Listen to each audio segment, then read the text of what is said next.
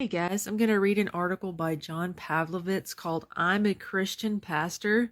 Evangelicals Have to Be Defeated in 2024. I've been a pastor in the church for over 2 decades, much of that in predominantly white churches in the American South. I've spent countless hours in church staff meetings and men's Bible studies and youth pastor conferences. I've stayed connected on social media with thousands of people still there in those churches. I read what they share and post and amplify, and I know how they think and what they believe. I need you to understand something, and I say it without any hyperbole. White evangelicals need to be stopped now.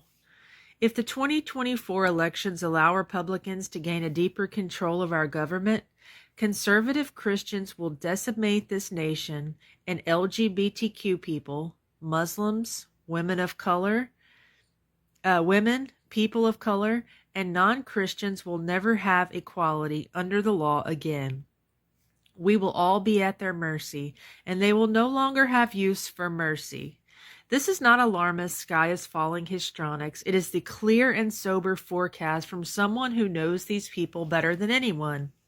Over the last decade and a half, as my theology shifted and my beliefs grew more and more progressive, I've been a kind of undercover liberal in an increasingly extremist movement that, while once relegated to minor fringe noisemakers, is now at the precipice of Roman Empire level power.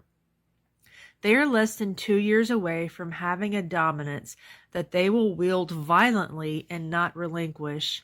I watched it all unfold from the inside. I was at a North Carolina megachurch when Obama was elected, and I saw the shift take place firsthand. I saw the fear slowly being ratcheted up, and the agenda became solidified and the prejudices leveraged. I was speaking regularly at the Billy Graham headquarters when Fox News reporters and Republicans like Sarah Palin started walking the halls with frequency. I saw the messages at pastors' conferences grow more incendiary and urgent and heard the supremacist dog whistles become louder and more frequent. While many people around this nation celebrated the progress of a black president and the many civil and human rights victories and gradually let down their guard, the white conservative church set off the alarms and prepared a holy war. Yet they were still a largely powerless, dying dinosaur until 2016, when Donald Trump acquired the presidency and gave the evangelicals the perfect amoral partner to serve as the biggest bully pulpit they've ever had. Combine that with a fragmented left, a general fatigue by the larger population, a ceremonial victory in Congress, thanks to Joe Manchin and Kristen Sinema, and Republican attacks on voters' rights, and we are now a hair's breadth from the subjugation of diverse humanity here. These are not followers of Jesus despite the trappings and window dressing. They are Jesus-less extremists, blind zealots for nothing but power. They have been conditioned by decades of polluted theology and Fox News alternative facts to see diversity as a threat, to see progress as a tax on America, and to interpret more people being treated with dignity as oppression of white people. Trust me when I tell you that we won't recover from the theocracy evangelicals are constructing once it is established. If we fail in 2024, they will have a political power that will render every election null and void, and we will never have a voice again in our lifetimes. Women will lose autonomy over their own bodies. LGBTQ people will have the rights to marry and adopt taken away. People of color will be fully squeezed out of the electoral process. Immigrants will be denied access to opportunity and refuge here. These are not creative projections. These are precisely what evangelicals have repeatedly stated as their intentions, and they're closer than they've ever been to having a rubber stamp. We can still stop it, though. We just need a unity and coordination that transcends theirs. We need a sustained, passionate, dedicated defense of humanity that rivals their relentless assaults on it.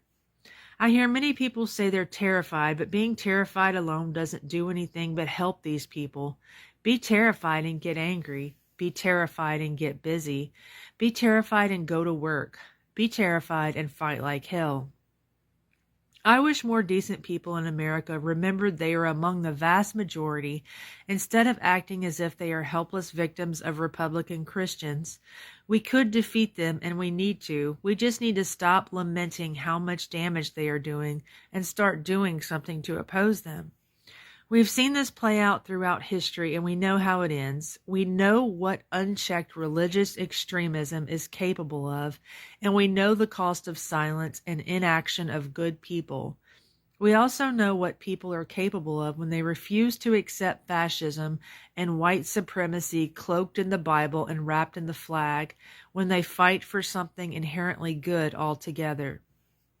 As someone who knows just how much these Christians have lost the plot of their faith tradition, believe me when I tell you that they cannot be allowed to steer this nation. It will not end well for the disparate people who call it home or who one day wish to. Love and equality and diversity are in the balance. It's time we made a choice. It may be the last one we get. And I'm adding my own thoughts here at the end. Don't forget, they tried to overturn an election because what they are pushing for and what they want is a theocracy.